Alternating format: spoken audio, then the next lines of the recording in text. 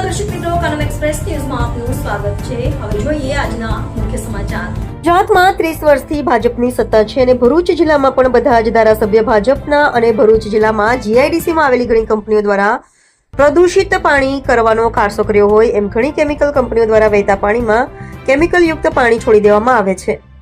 એવી રજૂઆત આમ આદમી પાર્ટીના જિલ્લા પ્રમુખ પિયુષ પટેલને મળતા જ રૂબરૂ વાગરા તાલુકાના વિલાયત જીઆઈડીસીની આજુબાજુના ગામના આગેવાનોને સાથે રાખી સ્થળ પર રૂબરૂ જઈ પાણી જોઈ તો ખબર પડી કે કંપની દ્વારા બનાવેલ સેપ્ટી ટેન્ક પણ તૂટી ગયેલી હાલતમાં છે અને તે પાણી ખુલ્લા તળાવમાં જાય છે અને ત્યાં સ્થાનિક લોકો પોતાના ગાય ભેંસને પણ આ જ પાણી પીવડાવવા મજબૂર છે અને સાથે જ સ્થાનિક ખેડૂતો મજબૂરીમાં આ જ તળાવના પાણીને ખેતી માટે પણ ઉપયોગમાં લેવા મજબૂર બન્યા છે, જેના કારણે ખેડૂતોને પાકનું પણ ખૂબ મોટું નુકસાન વેઠવું પડે છે। આજ વાગરા વિધાનસભાના ધારાસભ્ય 3 ટર્મથી ભાજપના ધારાસભ્ય છે। મનસુખભાઈ 7 ટર્મથી સાંસદ આજ ભરૂચ જિલ્લાના છે અને સ્થાનિક લોકોએ આ બાબતે અગાઉ પણ જિલ્લા કલેક્ટરને રજૂઆત કરી છે।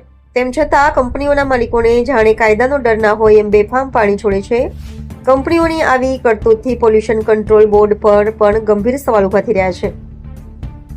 ત્યારે આજે આમ આદમી પાર્ટીના જિલ્લા પ્રમુખ દ્વારા વિડીયોના માધ્યમથી કહેવામાં આવ્યું છે કે આ બાબતે યોગ્ય રજૂઆત ફરી વખત પોલ્યુશન કંટ્રોલ બોર્ડને કરવામાં આવશે અને તેમ છતાં જો કોઈ નક્કર પગલાં નહીં લેવાય તો આગામી દિવસોમાં સ્થાનિક લોકોને સાથે રાખી આંદોલન કરવામાં આવશે।